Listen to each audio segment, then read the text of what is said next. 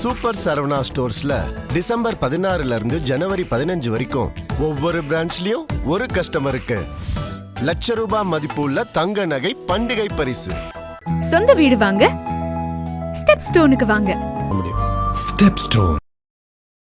தாவேகா கூட்டத்தில் யாருக்குமே சேர் கூட போல கீழே உட்கார வைக்கிறீங்க, அது நவீன தீண்டாமா அப்படின்ற ஒரு குற்றச்சாட்டு வச்சிருக்கு. கொஞ்ச நாளைக்கு முன்னாடி ஒரு பள்ளிக்கூடத்தில் எல்லா கழிவறைகளும் ஒன்றா கட்டி விட்டுருந்தாங்க பார்த்தீங்களா? இது எப்படி பொது உடைமையா? சுய ஒழுக்கம் கட்டுப்பாட்டை பற்றி இவங்க பேசலாமா? காட்டவா நான் அன்பால அண்ணனுக்காக வந்து நிற்கக்கூடிய கூட்டம், தமிழகத்தில் மிகப்பெரிய மாற்றத்தை உருவாக்கணும் வந்து நிற்கக்கூடிய கூட்டம், மிகப்பெரிய எழுச்சியும் புரட்சியும் பண்ணணும் வந்து நிற்கக்கூடிய கூட்டம். இதுக்கு அரசியல் தெரியலன்றீங்களே. திமுகவும் நாங்களும் இரட்டை குழல் துப்பாக்கி போன்னு ஏற்கனவே சொல்லியிருக்கிறாரு. இப்போ 3வது குழலை கம்யூனிஸ்டையும் சேர்த்துக்கிட்டாரு.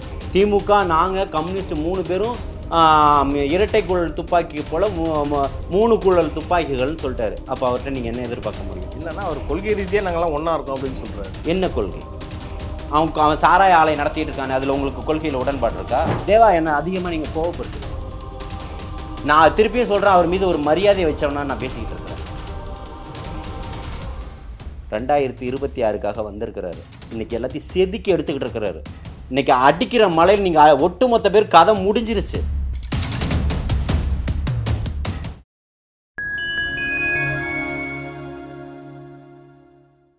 ஃபைன் டைம் நேயர்களுக்கு வணக்கம். இன்று நம்மோடு இணைந்திருப்பவர் தாவேகா ஆதரவாளர் திரு ஜல்லிக்கட்டு ஜலீல் அவர்கள். வணக்கம்ண்ணா. வாழ்த்துக்கள். தாவேகா தலைவர் திரு விஜய் அவர்கள் வந்து ஈரோட்டில் ஒரு பரப்புரை பண்ணார். திமுக அரசோட பல்வேறு ஊழல் மற்றும் குற்றச்சாட்டுகள் குறித்து அந்த பரப்புரையில் வந்து முன் வச்சார். அதில் முக்கியமான விஷயம் என்னன்னு பார்த்தீங்கன்னா, தாவேகா ஒரு தூய சக்தி, திமுக ஒரு தீய சக்தின்ற மாதிரி அழுத்தம் திருத்தமாக சொல்லியிருந்தார். இதெல்லாம் எப்படி பார்க்குறீங்க?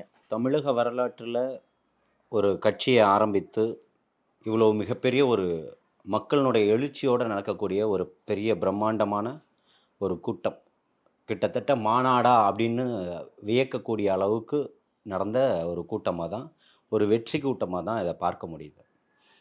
ஒரு தூய சக்தி தீய சக்தி அப்படின்னா, கடந்த காலங்களில் திமுக மீது வரக்கூடிய குற்றச்சாட்டுகள் எப்படிப்பட்டதுன்றது இன்றைக்கி எல்லா மக்களுக்கும், தமிழகத்தில் இல்லை ஒட்டுமொத்த ஒன்றியத்தில் இருக்கக்கூடியவர்களுக்கும் இந்த ஆட்சியினுடைய நிலை அப்படின்றது தெரியும். அதற்காக அமைச்சர்கள் எப்படி வந்து பதவி போச்சுன்றதையும் தெரியும். பல பேருக்கு இன்னும் கேஸில் பேரை சேர்க்கணும்னு பெரிய போராட்டங்கள் நடந்துக்கிட்டு இருக்குன்றது எல்லாம் தெரியும். அப்படி இருக்கும்போது இந்த ஜனநாயகத்தில் தன்னால் ஒரு கட்சியை கட்டமைச்சு வந்துட முடியுமான்னு பல கேள்விகளுக்கு நடுவில் மிகப்பெரிய ஒரு எழுச்சியாகவும் புரட்சியாகவும் வந்து நிற்கக்கூடியவருக்கு இதுவரை அரசியல் களத்தில் இல்லாத ஒருத்தர் அவர் தூய சக்தியாக தானே இருக்க முடியும். அதை தான் அவர் ரொம்ப வெளிப்படையாக சொல்லியிருக்கிறாரு.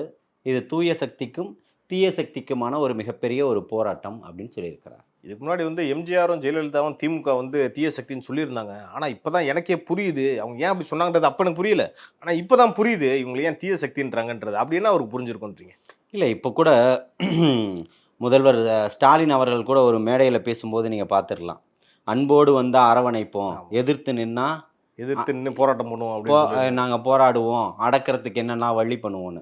அப்போது கமலஹாசன் போல் எதிர்த்து நின்று அவர்கிட்ட அன்போடு போய் நின்றுக்கிட்டு ஒரு சீட்டை வாங்கிடணும்னு நினைக்கிறாரு. ஓகே, வேறு யாரும் வரக்கூடாதுன்னு. அப்போ வந்து திமுகவை எதிர்த்து அவங்க ஆனால் அடக்குமுறை பண்ணுவாங்கன்றீங்க. ஏன் நிச்சயமாக இன்றைக்கி இப்போ அத்தனைகளையும் நீங்கள் பண்ணிக்கிட்டு தானே இருந்தீங்களே, எங்கே பண்ணாமல் இருந்தீங்க? உங்களுடைய யோகியதை என்னன்றது தமிழக வெற்றி கழகம் ஆரம்பித்ததுக்கு பிறகு இன்றைக்கி இருக்கக்கூடிய சாதாரண வெகுஜன பொதுமக்களுக்கும் தெரிஞ்சுக்கிட்டு இருக்குது. இன்றைக்கி ஆட்சியும் அதிகாரம் எப்படி இருக்குது, சட்டம் ஒழுங்கு எப்படி இருக்குது, பிள்ளைகளுடைய பாதுகாப்பு எப்படி இருக்குன்றது ஒட்டுமொத்தமாக தெரியுதா இல்லையா? அது மிகப்பெரிய ஆயிரம் கேள்வி கணைகளை எதிர்கொண்டுக்கிட்டே போய்கிட்டு இருக்கு. இன்னொரு வந்து அந்த பத்திரிகையாளர் செந்தில்வேல் என்ன சொல்லியிருக்காருன்னா, அண்மையில் திருவண்ணாமலையில் ஒரு கூட்டம் நடந்துச்சு, இளைஞரணி கூட்டம். அங்கே வந்து பார்த்தீங்கன்னா 1.5 லட்சம் பேர் கூட நாங்கள் சிற்றுண்டி கொடுத்தோம். இதே வந்து தாவேகா கூட்டம் இருந்தால் ஒரு நாற்காலி கூட போட மாட்டீங்க, இது ஒரு நவீன தீண்டாமை அப்படின்ற ஒரு குற்றச்சாட்டு வச்சிருக்காரு. எது நவீன தீண்டாமை? தாவேகா கூட்டத்தில் யாருக்குமே சேர் கூட போல கீழே உட்கார வைக்கிறீங்க, அது நவீன தீண்டாமை அப்படின்ற ஒரு குற்றச்சாட்டு வச்சிருக்காரு. கொஞ்ச நாளைக்கு முன்னாடி ஒரு பள்ளிக்கூடத்தில் எல்லா கழிவறைகளும் ஒன்றா கட்டி விட்டுருந்தாங்க பார்த்தீங்களா? இது எப்படி பொது உடைமையா? இருக்கக்கூடிய எல்லா பஸ்ஸுகள்லையும் விடியல் பயணம்னு நீங்கள் எல்லாத்துக்கும் தனியாக ஏன் விடியல் பயணம் அனுப்புறீங்க? எல்லா பஸ்ஸுகள்லையும் உங்களுடைய தீண்டாமை இங்கேயே வந்துச்சு. நீங்கள் தீண்டாமையை நீங்கள் இன்றைக்கி அதில் தானே கடைபிடிச்சிக்கிட்டு இருக்கிறீங்க. அது ஒரு லிப்ஸ்டிக் அடிக்க விட்டு அந்த பஸ்ஸுகளுக்கு மட்டும் அதில் தான் விடியல் பயணம் போகணுமா? ஏன் எங்கள் அக்கா தங்கச்சிங்க அம்மா மாருங்க இந்த பஸ்ஸில் ஏறினா குறைஞ்சி போயிடுமா? உங்களுடைய நோக்கம் என்ன? பெண்களுக்கு டிக்கெட் வாங்கக்கூடாது தானே? எங்கே வேணால் எந்த பஸ்ஸில் வேணால் ஏறலாம் இறங்கலாம்னு சொல்லிட்டு போக வேண்டியது தானே? இதில் ஏன் ஒரு தீண்டாமையை கொண்டு வந்துக்கிட்டு இருக்கிறீங்க? தீண்டாமையை பற்றி பேசுகிறதுக்கு அவர் சொம்பு இல்லைன்னு அண்டான்னு சொல்லிட்டாரு. செந்தில்வேலுக்கெல்லாம் பதில் தரலாமா? பத்திரிக்கையாளனா கேட்டால் பரவாயில்ல, திமுகவினுடைய அண்டா தான் நானுன்னு திமுக மேடையிலே பிரதிபலிக்கிறார். சுய ஒழுக்கம் கட்டுப்பாட்டை பற்றி இவங்க பேசலாமா? காட்டவா நான்? இதில் இன்னைக்கு ஆயிரம் இது இருக்கு. இதை பாருங்க, அவங்க சுய ஒழுக்கத்தை பற்றி பேசுகிறாங்கல்ல.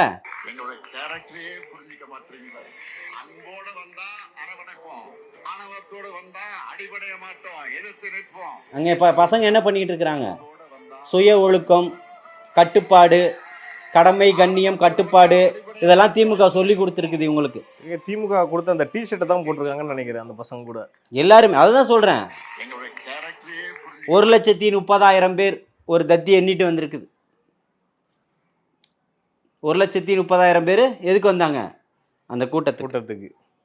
அதில் வந்து கூட பார்த்தீங்கன்னா பல பேர் வந்து இளைஞர்களே கிடையாது, நிறைய பேர் வந்து வயசானவங்க தான் அப்படின்ற குற்றச்சாட்டம் வச்சு. இளைஞர்கள் இன்னைக்கு எங்கே தேவா இருக்கிறாங்க? ஒட்டுமொத்த தமிழ்நாட்டில் இருக்கக்கூடிய ஒட்டுமொத்த இளைஞனும் அந்த பக்கம் தானே நிற்கிறான், நியாயத்தின் பக்கம் தானே நிற்கிறான், தூய சக்தியின் பக்கம் தானே நிற்கிறான். அப்போ நீங்கள் இங்கே நீங்கள் அந்த கூட்டத்திலேயே நீங்கள் நல்லா பார்க்கலாம். இன்னும் காணொலிகள் உங்களுக்கு நான் வேணால் அனுப்பி விடுறேன். இலை போட்டு பரிமாறப்படுது, ஒரு பியர் பாட்டில் வச்சுருக்கிறீங்க. பொது உடைமை, சமூக நீதி, கண்ணியம், கடமை, கண்ணியம், கட்டுப்பாடு, இதெல்லாம் நிறைஞ்சது. அதே நீங்கள் சொன்னதுக்கு அப்புறம் தான் திரு விஜய் அவர்களும் சொல்லியிருக்காரு, டாஸ்மாக் பற்றியும் பேசியிருக்காரு. அதே மாதிரி இந்த ஆட்சியில் தான் வந்து ஸ்கூல் டிராப் அவுட்ஸ் வந்து அதிகமாக இருக்கு, 207 பள்ளிகளையும் மூடி இருக்காங்க அப்படின்ற குற்றச்சாட்டு நம்ம சேனல்ல ஏற்கனவே சொல்லியிருக்கேன், நிறைய பேசியிருக்கோம். ஆமா, இந்த ஆண்டு தான் 1.5 லட்சம் அரசு பள்ளியில சேரக்கூடிய மாணவர் கடந்த ஆண்டை விட எண்ணிக்கை குறைஞ்சிருக்குன்னு சொல்லியிருக்கேனா இல்லையா? ஆமா, கடந்த ஒரு 3-4 மாசத்துக்கு முன்னாடி நம்ம பேசியிருக்கோமா இல்லையா? பேசியிருக்கோம். உண்மையை தானே பேசுறாரு. பள்ளிக்கூடங்கள் இடிஞ்சு பிள்ளைகளுடைய தலையில விடுதா இல்லையா மேற்கூரைகள் எல்லாம்? 2 நாளுக்கு முன்னாடி கூட திருவள்ளூர்ல ஒரு காம்பவுண்ட் இடிஞ்சு ஒரு 7வது படிக்கிற பையன் ஒருத்தன் இறந்து போயிட்டான். இதெல்லாம் என்ன சொல்ல போறாரு? அன்பில் மகேஷுக்கு இதெல்லாம் தெரியாது? அழுக வரலையா? இல்ல கண்ணீர் எல்லாம் வத்தி போச்சு அங்க கரூர்லயே? எடப்பாடி பழனிசாமி அவர்கள் என்ன சொல்லியிருக்காருன்னா, இன்னும் இவர் வந்து ஒரு உதயநிதிக்கான ரசிகர் மன்ற தலைவர் அந்த மனநிலையிலே இருக்காரு அப்படின்ற குற்றச்சாட்டு வச்சிருக்காரு. அப்படியா இருக்காரு அவரு? யாரு என்ன சொல்லியிருக்காருன்னா, உதயநிதியோட ரசிகர் மன்ற தலைவராக தான் இன்னும் அன்பில் மகேஷ் இருக்கிறாரு. வேற எப்படி இருக்கிறாரு? உதயநிதி எங்க போறாரோ அவருக்கு வால் பிடிச்சிட்டு போறதுதான் அவருடைய வேலை. அப்ப இந்த பள்ளிக்கல்வி துறையை பத்தி ஒரு கவலையே இல்லையா? என்ன பண்ணாரு? என் தங்கச்சி ஸ்ரீமதி இறந்து போனாலும் அங்க போனீங்களான்னு நான் கேட்டேன். அதுக்கு வழக்கு போட்டீங்க. சமூக செயற்பாட்டாளர் கூட்டு இயக்கமா இருக்கும்போது இதே வள்ளுவர் கோட்டத்தில் போராட்டம் நடத்தினேன். அதுதான் கேட்டேன். நயன்தாரா வீட்டு கல்யாணத்துக்கு போகிறதுக்கு அன்பில் மகேஷுக்கும் அவருடைய நண்பர் உதயநிதிக்கும் நேரம் இருக்குது. என் தங்கச்சி கள்ளக்குறிச்சியில் செத்து போனாலே அதுக்கு போகிறதுக்கு உங்களுக்குலாம் நேரம் இல்லையான்னு கேட்டேன். இப்போ இந்த மாதிரி சம்பவங்கள்லாம் நடக்குது, இங்கெல்லாம் போகிறதுக்கு உங்களுக்கு நேரம் இல்லையான்னு திரும்பவும் கேட்குறேன். மற்ற இடத்துக்குலாம் ஓட தெரியுதில்ல, ஓடி வர தெரியுதில்ல, உங்களுடைய நீங்கள் சார்ந்த துறை தானே, ஏன் போகலை? அவரு 10 நிமிஷம் பேசினாரு, 5 நிமிஷம் பேசினாரு, 20 நிமிஷம் பேசினாரு, அவரையே தானே நீங்க ஃபோக்கஸ் பண்ணிக்கிட்டு இருக்கிறீங்க. உங்களுடைய ஒட்டுமொத்த அரசியல் வாழ்வும் இன்னைக்கு அவரை நோக்கி மட்டும்தானே இருக்கு. இன்னைக்கு வரைக்கும் முதல்வராக இருந்தாலும் சரி, துணை முதல்வராக இருந்தாலும் சரி, இன்னி வரைக்கும் தாவேக்கான்ற வார்த்தையும் வரல, திரு விஜய் அவர்கள் வார்த்தையும் வரல. ஆனா மேடை தோறும் திமுகவை மறைமுகமா விமர்சிக்கிறாங்கன்ற மாதிரி தாவேக்காவினர் சொல்றாங்களே ஐயா. ஆமா, உண்மைதானே. சொல்ல தைரியம் இல்லையா? இல்லை உங்க பேர்லாம் ஏன் சொல்லிட்டு இருக்கணும்ன்ற மனம் இல்லையா? நீங்க உண்மையான தைரியமாக இருந்தால் நீங்கள் சொல்ல வேண்டிய. நேற்று வந்தவங்களாம் கட்சி ஆரம்பித்தவங்களாம் திமுகவை அழிச்சிடலான்னு யாரை சொல்கிறாரு? சீமானை சொல்கிறாரா? யார் கட்சி ஆரம்பிச்சிருக்கா? இவர்கள் தான், தாவேக்கா. தமிழக வெற்றி கழகம் தானே உங்களுக்கு மிகப்பெரிய சிம்ம சொப்பனமாக இருக்குது. நீங்கள் பல லட்சக்கணக்கான கோடி ரூபாய் மதிப்புள்ள ஒரு வெள்ளி சேரில் உட்காந்துட்டா மன்னர் ஆகிடுவீங்களா? அவங்க நினச்சிட்டு இருக்காங்களே அடுத்த ஆட்சி அவங்க தான் திராவிட மாடல் 2.0 அமைஞ்சே திருன்றாங்களே. அதெல்லாம் பல 2.0 மண்ணை கவிக்கிட்டு போனதெல்லாம் நம்ம பார்த்துருக்கோம், கடந்த கால வரலாறுகள் சொல்லும். ஓகே, சரிங்களா? நீங்கள் இந்த ஆட்சியை எப்படி நடத்துனீங்க அதுக்கு பதில் சொல்லுங்கள். இதில் இருக்கக்கூடிய அத்தனை அவலங்களுக்கும் என்ன பதில் சொல்ல போகிறீங்க? அதை விட்டுட்டு அடுத்த 5 ஆண்டை பற்றி பேசுகிறீங்களே, உங்களுக்கு வெக்கமாக இருக்கா இல்லையான்னு கேட்குறேன். சுதந்திர இந்தியாவில் இருந்து இன்னைக்கு வரைக்கும் போன 4 வருடங்களுக்கு முன்பு வரைக்கும் நிதி நிலைமை எப்படி இருந்தது? கடன் வாங்கியது இந்த 4.5 ஆண்டுகளில் எவ்வளோ கடன் வாங்கியிருக்கீங்க? இது வரைக்கும் 2021 வரை 4 லட்சம் கோடி, இது வரைக்கும் 9 லட்சம் கோடி ஆயிடுச்சு. எப்படி 5 லட்சம் கோடி அதிகமாச்சு? கேட்டால் அவங்க சொல்கிறாங்க நிறைய நாங்கள் நலத்திட்டம் பண்ணிக்கிட்டு இருக்கோம், நலத்திட்டத்துல நீங்க வாங்கினதை ஒருத்தருக்கும் தனியா பிரிச்சு கொடுத்திருந்தாலே எல்லாருமே கோடீஸ்வரன் ஆயிருப்பானே. அவனுடைய கஷ்டங்கள் எல்லாம் தீர்ந்துருக்குமே. 6500 ரூபாய்க்கு ஒரு டெண்டர் விட்டு 10வது படிக்கக்கூடிய என் தங்கச்சிங்களுக்கு சைக்கிள் கொடுக்குறீங்க. அந்த பிள்ளைங்க அந்த சைக்கிள் ஓடாம அந்த வீலு பெண்ட் ஆகி போயிருக்கு. எல்லா பிள்ளைங்களும் சைக்கிளை தரன்னு இழுத்துட்டு போகுது. ஆதாரம் காட்டவா? 1 2 இல்லை, நீங்க பண்ணக்கூடிய அத்தனையிலுமே அவலங்கள் அதிகமாகிக்கிட்டே இருக்குது. இதை தான் தீய சக்தின்னு சொல்றாரு. நீங்க 4.5 வருஷமா கொடுக்காத டேபை இன்னைக்கு கொடுக்க போறேன்னு அறிவிக்கிறீங்க. எப்படி உங்களுக்கு பணம் வந்தது? ஏன் இந்த 5 லட்சம் கோடி கடன் வாங்குனீங்களே, இதுக்கு முன்னாடி ஏன் கொடுக்கல? நீங்க தூய்மை பணியாளர்கள் போராட்டம் தொடர்ச்சியா நடந்துட்டு இருக்க 100 ரூபாய்க்காக தானே நடக்குது. கண்டிப்பா. அப்போ இதெல்லாம் தரத்துக்கு உங்கள்கிட்ட என்ன வெள்ளை அறிக்கை கேட்டா கொடுக்க மாட்டீங்க, இப்ப வேற எதுக்கு கொடுப்பீங்க? ஐயோ சொல்றாரு, இது வரைக்கும் கொடுத்தேன், ஆறுங்களை இணைக்கிறோன்னு சொன்னாங்க, இந்த வாக்குறுதியில் சொல்லியிருந்தாங்க, இது வரைக்கும் எதுவுமே பண்ணல. இன்னொரு விஷயம் வந்து 103வது தேர்தல் அறிக்கையில அதை குறிப்பிடுறீங்கன்னு சொல்லி மேற்கோள் காட்டுறாரு. ஆமா, திமுக அரசுக்கு இந்த அண்டா, நான் திமுக சொம்பு இல்ல அண்டான்றல அந்த மாதிரி ஆளுங்கெல்லாம் பேசட்டும்னு சொல்றேன். பேசுங்க. இதுக்கெல்லாம் பதில் அளிப்பாங்களா அவங்க? பதில் சொல்லுவாங்களா? யாரு? செந்தில்வேல் மாதிரி காதறிக்கிட்டு ஓடுவாங்க. இருந்தா தானே சொல்றதுக்கு. என்ன சொல்ல போறீங்க? உடனே வந்து என்ன சொல்றாங்கன்னா, விஜய் அவர்கள் அரசியல் தெரியல அப்படின்ற குற்றச்சாட்டு தான் வைப்பாங்க. அது ஐயா, நீங்க பெரிய சொம்பு இல்ல அண்டான்றதை நீங்களே சொல்லிட்டீங்க. அவருக்கு அரசியல் தெரியும். உங்களை போன்ற அரசியல் அவருக்கு தெரிய தேவையில்ல. மக்களுக்கான அரசியல் அவருக்கு தெரியும். அதான் அவரு சொல்றாரு, எனக்கு வந்து உங்களை விட தரக்குறைவா பேச தெரியும், ஆனா அதுக்குள்ள நான் போக விரும்பலன்ற மாதிரி விஜய் சொல்லி. அதுதான் சொல்றேன் தேவா, மக்களுக்கான அரசியல் அவருக்கு தெரியும். காஞ்சிபுரத்தில் நடந்த பேசினதை நீ திருச்சி பேசிட்டேன்னு மறுக்கிறாரு. நான் பேசினது மக்களுக்கு புரியுதுன்னு சொல்றாரு. நான் பேசினது மக்களுக்காகன்னு சொல்றாரு. உங்களுக்கு புரியுதான்னு கேட்கிறாரு. நம்ம யாரை எதிர்த்து நிக்கிறோன்னு கேட்கிறாரு. இதெல்லாம் காசு கொடுத்து கொண்டு வந்த கூட்டம் இல்லை அண்டாக்களே, புரிஞ்சுக்கங்க. சொம்புகளுக்கும் அண்டாக்களுக்கும் சொல்லக்கூடியது இதுதான். இதெல்லாம் காசு கொடுத்து வந்தது இல்ல, அன்பால அண்ணனுக்காக வந்து நிற்கக்கூடிய கூட்டம். தமிழகத்துல மிகப்பெரிய மாற்றத்தை உருவாக்கணும் வந்து நிற்கக்கூடிய கூட்டம். மிகப்பெரிய எழுச்சியும் புரட்சியும் பண்ணணும் வந்து நிற்கக்கூடிய கூட்டம். இதுக்கு அரசியல் தெரியலன்றீங்களே. இன்னைக்கு ஒவ்வொரு வீட்லயும் ஒரு யூடியூப் சேனல்ல இருந்து ஒரு தம்பி போயிட்டு பேட்டி எடுக்கிறாரு. நீங்க வரக்கூடிய காலகட்டங்கள்ல யாருக்கெல்லாம் ஓட்டு போடுவீங்கன்னு சொல்லிட்டு ஒரு அம்மா கிட்ட மைக்கின, நான் என்னங்க பெருசா சொல்ல போறேன், இந்த மாதிரி தான் ஆட்சியில இந்த மாதிரி அவலங்கள் இருக்குன்னு. ஒரு சின்ன பையன் அவங்க அம்மா கிட்ட வந்து, அம்மா விஜய்க்கு தான் ஓட்டு போடுன்னு சொல்லுமான்ற. யார் அரசியல் படுத்தியிருக்கா? இன்னைக்கு தலைவர் தளபதி அரசியல் படுத்தியிருக்கிறாரு. புரியுதுங்களா? இன்னைக்கு இருக்கக்கூடிய மக்கள் இவ்வளவு பேர் சொல்றாங்க. பெண்களுடைய வாக்குகள் இன்னைக்கு எவ்வளவு உயர்ந்திருக்குன்றது தெரியும். அதையெல்லாம் தாண்டி நீங்க ட்ரௌசர்லயே போய்கிட்டு இருக்கிறீங்க. அதே மாதிரி இந்த கூட்டத்தில் வந்து பெண்கள் பாதுகாப்பையும் சட்டம் ஒழுங்கையும் ரொம்ப அழுத்தம் திருத்தமாக பேசிட்டு இருக்காரு. இதனால தான் திமுக ஆட்சி கவலை போகுதுன்றதுல நீங்க உறுதியா இருக்கீங்களா? அங்க வந்திருக்கக்கூடிய எத்தனை பெண்கள் கொடுத்துருக்காங்க, எவ்வளவு பாதுகாப்பு எங்களுக்கு இருந்ததுன்றது எல்லாமே சொல்றாங்க. சேர் போடலை, நீங்க போட்ட சேர்லாம் எல்லாம் உட்காந்துட்டாங்களா? கழுகு பார்வைன்னு ஒன்று எடுத்து போட்டாங்க. அதில் பார்த்தீங்களா? அதில் கொடுக்குறாரு. அந்த நிகழ்ச்சி நடத்தக்கூடிய அமைச்சராக இருக்கக்கூடிய இவரே இப்போ கூப்பிட்டு சொல்கிறார், அந்த மாதிரி மாவட்டத்திலேருந்து ஆளுங்கள்லாம் வரல, பின்னாடி இருக்கவங்களாம் முன்னாடி வாங்கன்னு.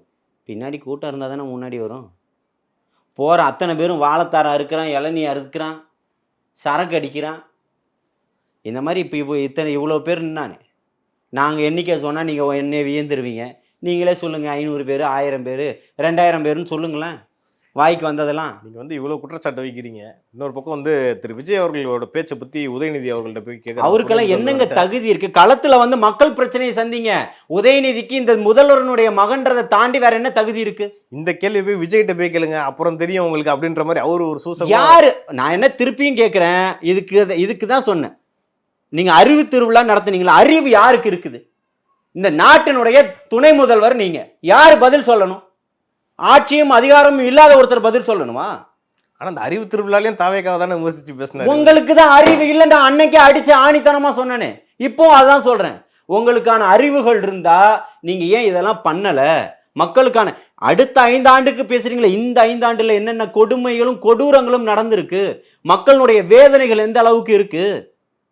அந்த பக்கம் நிற்கக்கூடிய அத்தனை பேர் காசு பணத்துக்கு இல்லாம வந்து கூட்டின கூட்டம் அது. நீ காசையும் சாராயத்தையும் கொடுத்து கூட்டிகிட்டு போன கூட்டம் எப்படிப்பட்ட கூத்து அடிச்சிருக்குன்றத ஒட்டுமொத்த மீடியாக்களும் போட்டுக்கிட்டு இருக்கு. அந்த பசங்களே வீடியோ எடுத்து போடுறாங்க தான் என்னென்ன பண்றோன்றது. 4-10 சேர் எடுத்து போட்டு கீழே உட்காந்து சீட்டு விளையாடிக்கிட்டு இருக்கிறாங்க. தனியா ஏதோ ஒரு இடத்துல இல்லை, நீங்கள் நடத்தக்கூடிய நிகழ்வில் நடக்கக்கூடியது எல்லாரும் எடுத்து போடக்கூடிய வீடியோக்கள் ஆதாரமாக இருக்குது. அதேதான் சொல்றாரு திரு விஜய் அவர்கள் சொல்லியிருந்தாரு, திமுக ஒரு தீய சக்தி, தாவேக ஒரு தூய சக்தின்றாரு. இதை குறித்து திருமாவளவன்ட்ட போய் கேட்குறாங்க ரிப்போர்ட்டர். அதுக்கு அவர் என்ன சொல்றாருன்னா, யாரோ எழுதி கொடுத்துருக்காங்க, ஏதோ பேசுறாங்க அப்படின்ற மாதிரி கடந்து அண்ணனால இப்போ அவர் மேலே நான் நிறைய மதிப்பு வச்சுருக்கேன். அதனால் அவரை நான் கடுமையாக விமர்சனம் எந்த இடத்துலையும் பண்ணுறது இல்லை. ஆனால் இப்போ வந்து பார்த்தீங்கன்னா அவருடைய பேச்சுக்கள் ஒட்டுமொத்தமாக திமுகவுக்கு வந்து ஒரு ஒரு ஒரு இடத்துல சொல்லுவார், நான் வந்து திமுக காரனா, நான் திமுக காரனா, என்னை போய் திமுக காரன்னு கேட்குறீங்களேன்னு ஒரு பத்திரிக்கையில் மறப்பார். அதுக்கப்புறம் இன்னொரு பேட்டியில் சொல்லுவார், திமுகவும் நாங்களும் இரட்டை குழல் துப்பாக்கி போல ஏற்கனவே சொல்லியிருக்கிறாரு. இப்போ 3வது குழலை கம்யூனிஸ்டையும் சேர்த்துக்கிட்டாரு. திமுக நாங்கள் கம்யூனிஸ்ட் 3 பேரும் இரட்டை குழல் துப்பாக்கி போல 3 குழல் துப்பாக்கிகள்னு சொல்லிட்டாரு. அப்போ அவர்கிட்ட நீங்கள் என்ன எதிர்பார்க்க முடியும்? என்னன்னா அவர் கொள்கை ரீதியாக நாங்கள்லாம் ஒன்றா இருக்கோம் அப்படின்னு சொல்றாரு. என்ன கொள்கை? அவன் சாராய ஆலை நடத்திட்டு இருக்கானே, அதில் உங்களுக்கு கொள்கையில் உடன்பாடு இருக்கா? மதுவுக்கு எதிராக, போதைக்கு எதிராக நீங்கள் மாநாடு நடத்துனீங்களா? அதுக்கும் உங்களுக்கும் அப்போ சமரசம் உண்டா? கள்ளக்குறிச்சியில் 70 பேர் செத்து போனானே, அதுக்கு இப்போ இவர் போகவே இல்லையே, அதில் உங்களுக்கு உடன்பாடு இருக்கா? என் தங்கச்சி ஸ்ரீமதி செத்து போனாலே, அங்கே அந்த பிரச்சனையில் உங்களுக்கு உடன்பாடு இருக்குதா?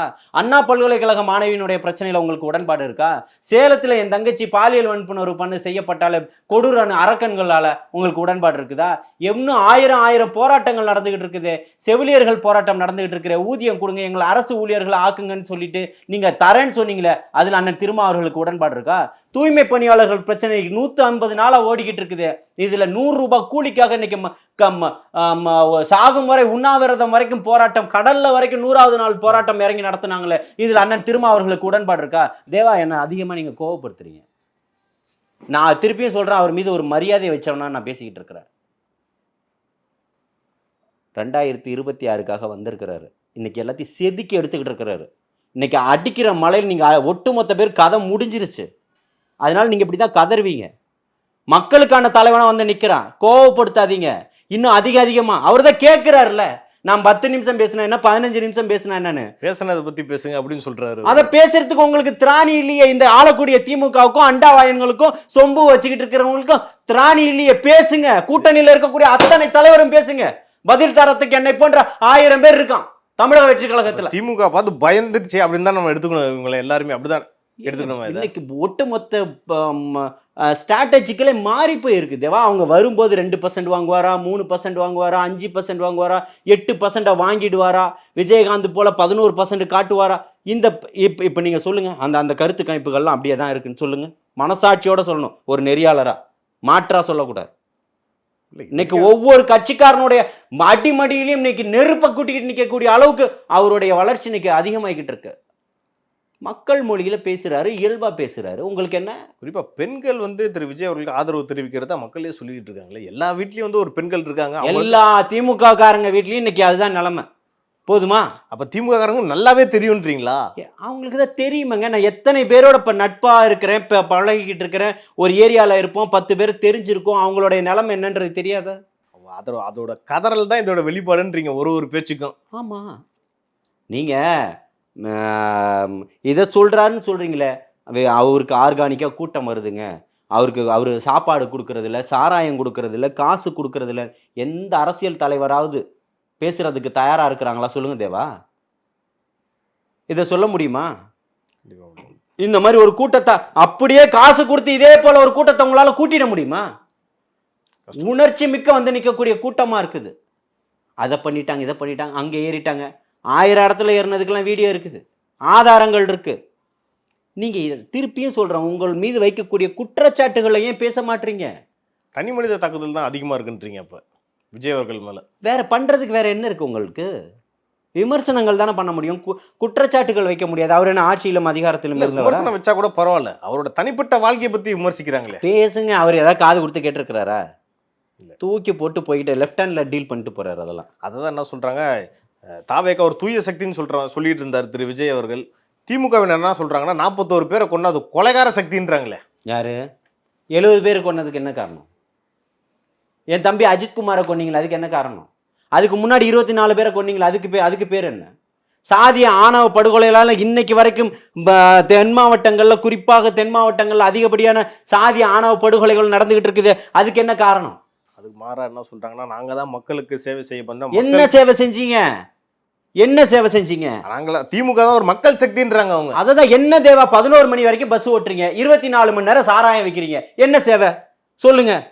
ஒருத்தன் மருத்துவமனைக்கு போறான், ஒரு பெரிய ஜிஹெச் ஏதோ ஒரு ஹாஸ்பிட்டல்ல அவனுக்கு ஹார்ட் சர்ஜரி பண்ணணும், உடனே பண்ணி கொடுத்துறீங்களா? 3 மாசம் கதற விடுறீங்க, அதுக்குள்ள பல பேர் செத்துப்பாரு. வங்கிய லஞ்ச லாவணியம் இருக்கா? மெடிக்கலுக்கு அவனுக்கு பண்றதுக்கான காசே இல்லைங்க. நீங்க ஃபண்டு ஒதுக்குனா தானே அதுக்கு ஆப்ரேஷன்லாம் பண்ண முடியும்.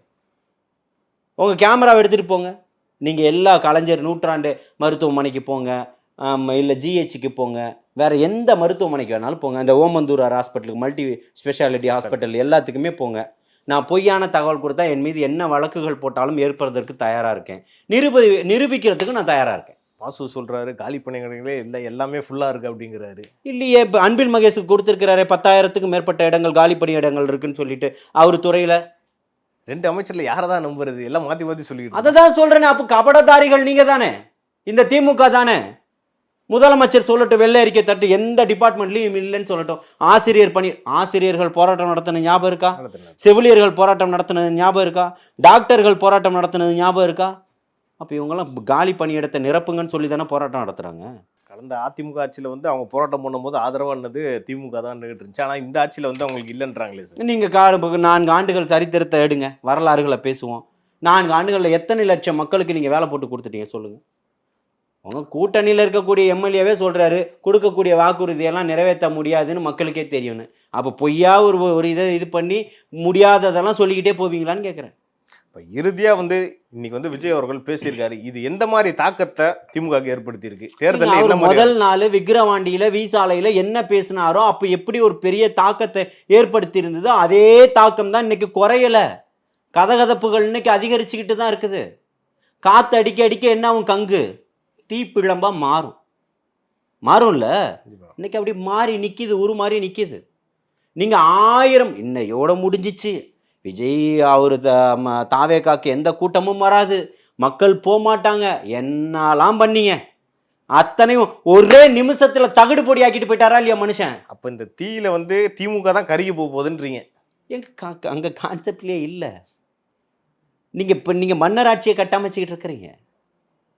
அதுக்கான மாற்று எல்லாமே இங்க என்ன நடந்துகிட்டு இருக்குன்ற திமுக மேடையில் அத்தனை அமைச்சர்களையும் வச்சுக்கிட்டு முதலமைச்சருக்கு ஓராண்டுக்கு முன்னாடி நினைக்கிறேன் பேசினாரா இல்லையா, நீங்கள் பண்ணக்கூடிய செயல் எனக்கு தூக்கமே வரமாட்டேன்து, நீங்களாம் என்ன பண்ணிக்கிட்டு இருக்கீங்கன்னு தெரியல, எனக்கு பெரிய கெட்ட பெயரா திமுகவுக்கு அவப்பெயரை உண்டு பண்ணிடுமோன்னு பேசினாரா இல்லையா?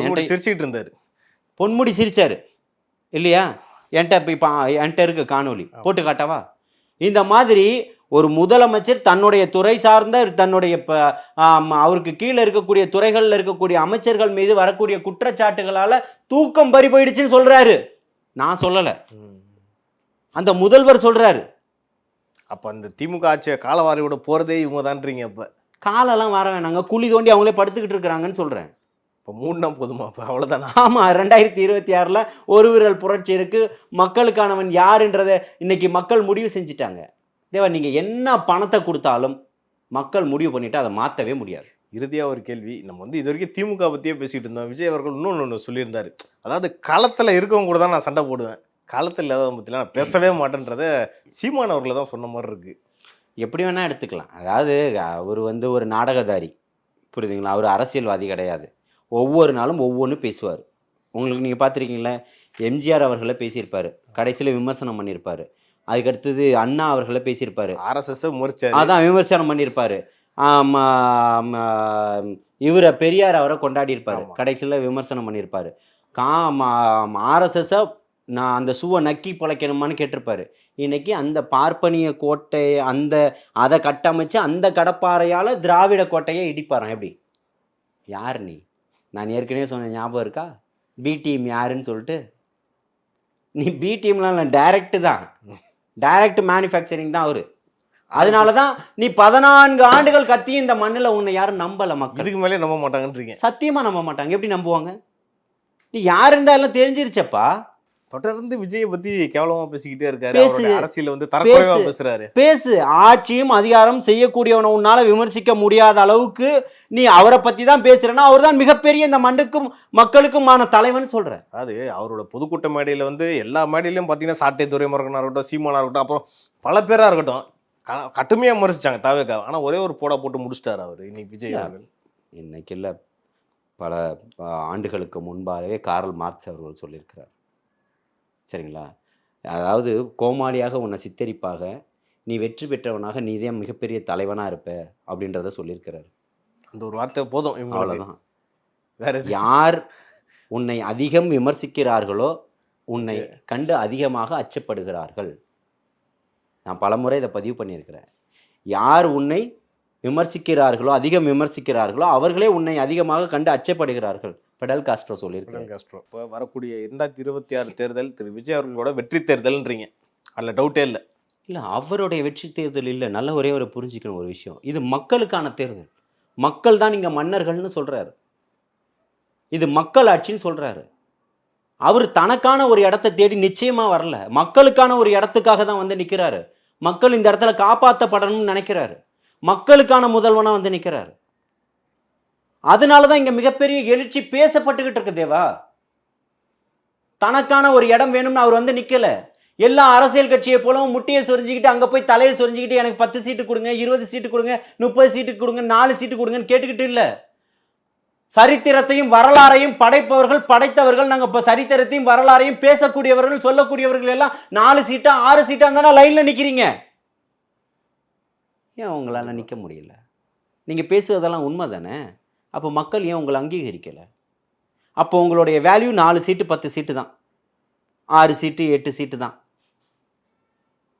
அவ்வளோதானே? 234 தொகுதியில் உங்களுக்கு 6, 4, 2, 1 தான். கூட அதாவது ஆட்சியில் வந்து அதிகாரம் கொடுக்குறேன்னு சொன்னாலும் வேணாம்னு சொல்கிறாங்க. திருமாவளவன் அவர்கள் சொல்லிக்கிட்டு இருக்காரு, விஜய் அவர்கள் சொல்லியிருக்காரு. ஆட்சி இருந்தால் தானே கொடுப்பாங்க, நீங்கள் கேட்க முடியும். இங்கே ஆட்சியிலும் அதிகாரத்திலும் பங்கு தருவேன்னு சொன்ன ஒரே தலைவனை நீங்கள் முதல்ல சொல்லுங்கள். இந்த தமிழ்நாட்டில் தலைவர் தளபதி மட்டும்தான், அதில் மாற்று கருத்தே கிடையாது. நீங்கள் எல்லாத்தையுமே பண்ணணும், எல்லாரையும் கூட வச்சுக்கணும், நம்ம மட்டுமே எல்லா துறைகளையும் அனுபவிக்கணும், நம்ம மட்டுமே மக்களுக்கு செய்யணும்னு நினைக்கிறவர்கள் செஞ்சிருந்தா பிரச்சனை இல்லையே. செய்ய முடியலையே உங்களால். தாவேக்கா சார்ந்த பல்வேறு அரசியல் நகர்வுகள் குறித்து நம்ம இன்னைக்கு பேசணும். இது குறித்து அடுத்தடுத்த நிகழ்ச்சிகள் இன்னும் நம்ம டீட்டெயிலாக பேசலாம். நன்றி, வாழ்த்துக்கள்.